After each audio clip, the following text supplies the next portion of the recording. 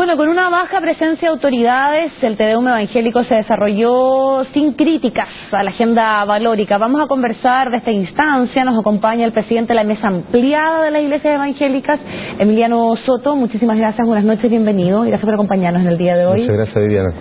Bueno, usted no asistió. No. No le cursaron la invitación, me dijo que tuvo que seguirlo ahí por el streaming, por el canal de televisión.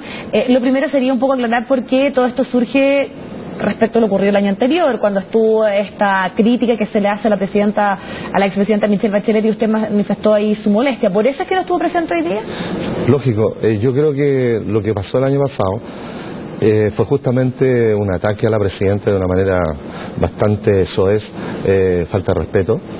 Yo mantengo esa línea de pensamiento porque hemos visto una cierta institucionalidad de la iglesia evangélica, y de que una persona, candidato a diputado, desde el altar mande un mensaje a la presidenta directamente, me parece impropio de parte de una persona que no tenía por qué estar en el altar, porque en ese momento era un laico, y definitivamente le hizo un mal por darse un cierto gustito para poder llegar a confrontar a la presidenta. Si bien es cierto, todos estábamos en conocimiento de lo que estaba pasando en el país, la mayoría del pueblo evangélico estaba en una posición lógicamente disidente de los temas valóricos que se están llevando adelante, pero no es el lugar, un altar, es un lugar de oración, de mensaje, para poder criticar a la presidenta, y lógicamente todo lo que ocurrió en el entorno también agravó la situación, y yo fui justamente defensor de la institucionalidad y de la institucionalidad de la presidencia de la República, donde es la máxima autoridad del país, y de esa manera, y en el marco de respeto, porque me había tocado ser representante protocolar de la Iglesia Evangélica por 10 años, entonces conozco las relaciones que tenemos con las autoridades. Si esto también se basa en el respeto, en las buenas relaciones, y lógicamente de la noche a la mañana se da una situación como esa, y lógicamente produce una desazón. Y usted, si bien estuvo siguiendo precisamente lo que ocurrió en el día de hoy, ¿cambió el tono? No hubo las críticas, porque recordemos que esto está en el contexto del año pasado de la aprobación de la ley bajo las 3 causales. Exacto. De la ley de aborto. Ahora estaba precisamente la atención por la aprobación de la ley de identidad de género.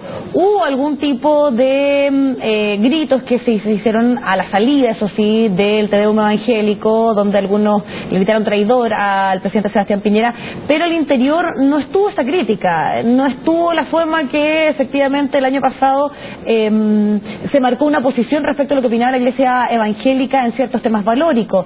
¿Usted cree que esto es por temas políticos?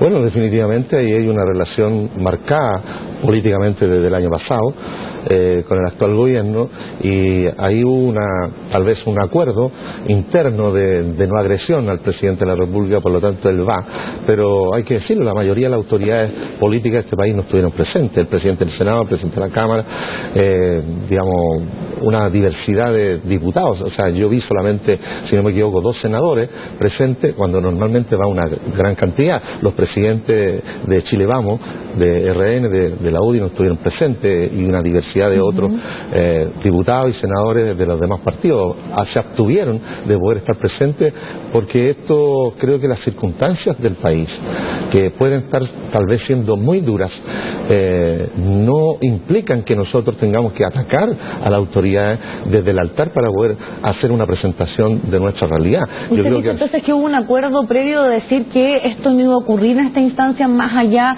de que la Iglesia evangélica está en contra de la ley de identidad de género. Yo creo que el presidente tiene que haber solicitado garantías para poder estar presente en el lugar. ¿Y esa garantía usted dice que se las dieron por cercanía política y no por otra razón quienes en el día de hoy encabezaron este Te Deum? Bueno, por cercanía a nivel personal o política, como se quiera decir, pero definitivamente no se dijo absolutamente nada dentro del altar ni en ninguna otra parte con respecto, no hubo ningún pronunciamiento de las mismas autoridades evangélicas posteriormente al Te Deum con respecto al tema que está en cuestión, la ideología de género. ¿Cuán dividida está por estos días la Iglesia evangélica? Y se lo pregunto porque uno entiende que muchas veces hay posiciones distintas, hay grupos que son más conservadores, otros no tanto, pero ahora esto se hizo público. Usted no estuvo presente, por ejemplo, y usted dice: yo represento a cerca del 60% de las iglesias evangélicas en la mesa que usted encabeza. ¿Cómo se sigue adelante cuando obviamente esta división es tan profunda y además está tan expuesta? Bueno, primero lamentar que ocurran este tipo de situaciones. Yo creo primero que a nadie se le debe excluir de ninguna actividad de carácter religiosa. Eso ya marca una situación bastante negativa, ni por pensar diferente, ni por ser de una iglesia diferente. Yo he trabajado todo este tiempo, tal vez estos 30 años que soy pastor, por la unidad de la iglesia. Y eso es lo que a uno le preocupa, porque estos mismos tipos de actos, en vez de unir, dividen a la iglesia evangélica. Hay pastores de Arica, de Iquique, del sur, del norte, que me están diciendo cómo es posible que se haya dado esta situación y hemos llegado a esta instancia. Y lamentamos que por acciones, y yo creo que son acciones erráticas de personas inclusive que están alrededor de la iglesia y que están tratando de ejercer una influencia política y que en el fondo se actúa más como político que como religioso, porque es un fiel reflejo del desamor, fiel reflejo de poder excluir, de sacar de un lugar a una persona que en un momento dado hemos trabajado por la iglesia tanto tiempo. ¿Y la figura del obispo Eduardo Durán es quien precisamente divide la iglesia por estos días?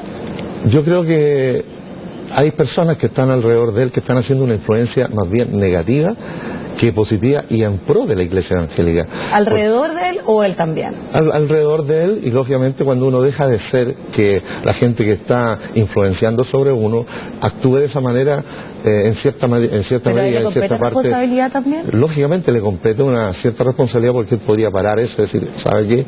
Aquí entramos y vamos a entrar todos y de alguna manera nos vamos a poner de acuerdo, pero aquí hay personas que están influenciando, especialmente el diputado Eduardo Durán Salinas, que ha sido tal vez nefasto en su accionar y en su presentación, tanto a nivel del Congreso como también al interior de la Iglesia. ¿Y qué riesgos ve precisamente con el rol que está teniendo desde el punto de vista ya político? Porque efectivamente él es parlamentario, se habla de la denominada bancada evangélica, pero representan y muchos obviamente lo asocian a un sector de derecha más bien conservadora, y no como uno debiese pensar que efectivamente la iglesia evangélica se da a conocer como inclusiva y como representante de distintas posiciones políticas y también respecto a un sinfín de temas valóricos, pero por estos días está más bien asociada a este grupo y sobre todo al rol que ellos están ocupando desde el Congreso. Sí, pero yo creo que hay solamente un segmento de la realidad evangélica que está, de alguna manera, ellos lo están tratando de poder integrar a su mirada, a su perspectiva,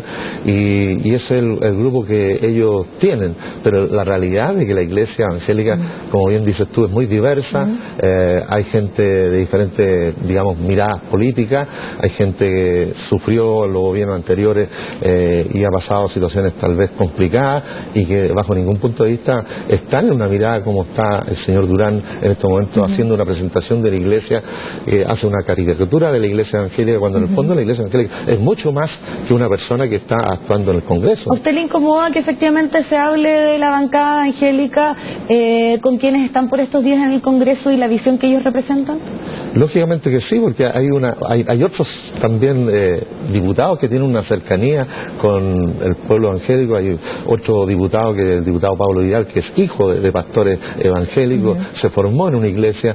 Hay otras personas que es de Frente Amplio, hay gente que está también relacionada a nuestro partido político, que también tiene su familiaridad, por lo tanto no anteponen lo religioso ante que la definición de los temas públicos, y yo creo que ellos, si ellos están dentro del ambiente de un Congreso Nacional, deben anteponer los temas públicos, temas que en realidad se están legislando, y posteriormente a plantear sus temas religiosos. Y aquí lo religioso pasa a ser parte de nuestra fe, pero no por eso vamos a legislar como puede pensar un representante del mundo evangélico al interior del Congreso. Y otra situación que se enfrenta allí, y de hecho fue algo que se planteó por parte de las autoridades políticas que no estuvieron presentes en el día de hoy, tiene que ver con las investigaciones que se relacionan con lavado de dinero, con situaciones irregulares desde el punto de vista financiero. ¿Cuánto ha afectado también eso a la iglesia evangélica? Lamentamos que esa presentación se dé justamente en esta fecha, reviente una situación tan lamentable para una persona que está en este momento en la posición de ser representante protocolar de las iglesias evangélicas. Yo creo que aquí definitivamente hay que plantear una nueva mirada de parte del gobierno hacia la iglesia evangélica, y también desde la perspectiva evangélica poder renovar un liderazgo que debe ser urgentemente desarrollado, cosa que podamos plantearnos de una manera diferente. Yo lamento la situación que pueda estar viviendo el obispo Eduardo Durán en ese tema. Lamento que si se hayan cometido errores en eso, va a tener que llegar la justicia detrás de esto y esperamos que no sea tan grave, esperamos que pueda salir airoso del tema, porque puede salir también airoso sin ningún problema, pero también puede que la justicia, digamos, sea efectiva sobre él. Así lavado de activos, hago la aclaración, sí, a la palabra que utilicé. Sí, lavado de activos y todo lo que también hemos sido testigos de lo que CIPER investigó y sacó en su columna, y es lamentable porque en el fondo también es una figura dentro del mundo evangélico, y eso el día de hoy se dio también en al término de la ceremonia que hubo ahí en JBH, cuando se acercaron los periodistas. Lamentablemente hubo ahí una cantidad de golpes hacia los periodistas que tampoco... el Radio Bio Bio, claro, que lo denunció y se dio a conocer esa contratación, de hecho, hasta de la lesión, que tenía que ver con gente cercana al obispo Durán. Que definitivamente no compartimos absolutamente para nada, porque justamente se le iba a preguntar un tema que es un tema muy personal, un tema de él, y referente a esto del lavado activo, y lamentamos que haya ocurrido. En realidad son cosas que han pasado en otra oportunidad en menor escala, pero definitivamente hay gente ahí que tiene su accionar bastante vehemente. Y para finalizar, me gustaría saber cómo cree usted que efectivamente la Iglesia evangélica puede avanzar en pos de una unidad, sobre todo por el espacio que quieren ocupar en el debate público, el punto muchas veces que se quiere marcar, sobre todo porque aquí hay una lucha de muchos años, de la libertad de culto, de las cifras que constatan efectivamente la gran cantidad de personas que por estos días son parte de la Iglesia evangélica, pensando un poco en la genomía histórica de la Iglesia católica.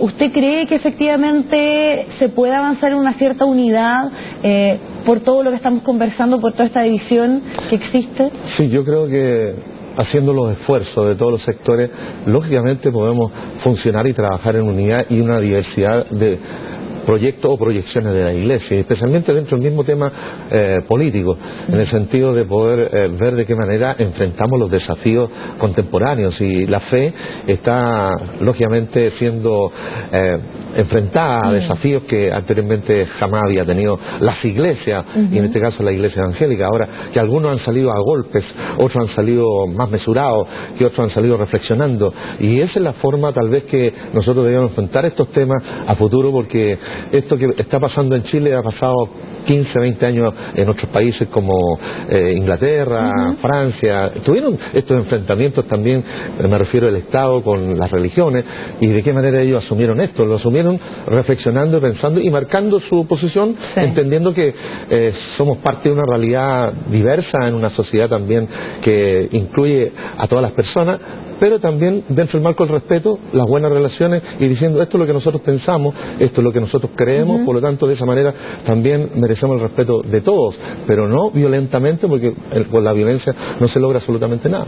Emiliano Soto, presidente de la Mesa Ampliada de Iglesias Evangélicas, muchísimas gracias por acompañarnos esta noche en CNE Prime. Muchas gracias, Viviana, que estés bien.